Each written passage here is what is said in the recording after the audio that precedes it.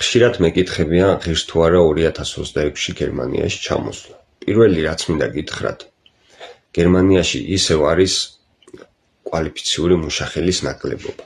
ანუ ბევრ სფეროში ხალხი სჭირდებათ, განსაკუთრებით ფლეგე, ეს არის მოვლის სფერო, ლოჯისტიკა, საწყობები და ტრანსპორტი, ბაუ, მშენებლობა, ჰანდვერკი, ხელოსნური პროფესიები. მაგრამ მეორე მხარეც არსებობს.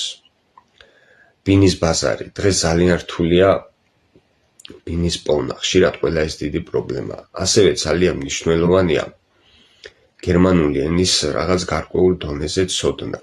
სამუშაო კონტრაქტის მიღება უფრო რთულია მაღალანაზღაურებადი. დადებითი ის არის, რომ გერმანია არის სოციალური სახელმწიფო. გააქვს ჯანმრთელობის დაზღვევა, კინდერგელდი, ბავშვის დახმარება.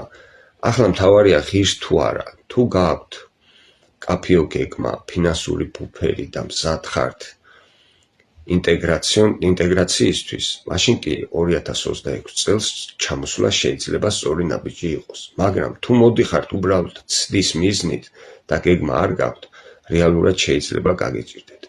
და ბოლოს, სანერვიულო ნამდვილად არაფერია. როცა სწორ ინფორმაციას ფლობ და გვერდში გყავს ადამიანები, ყველაფერი მარტივდება.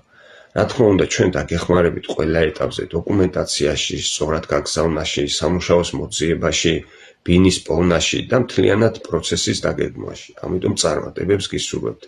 არა აქვს მნიშვნელობა საქართველოდან მოდიხართ თუ უკვე აქ ცხოვრობთ და ეძებთ ამ ყველაფერს და გჭირდებათ დახმარება.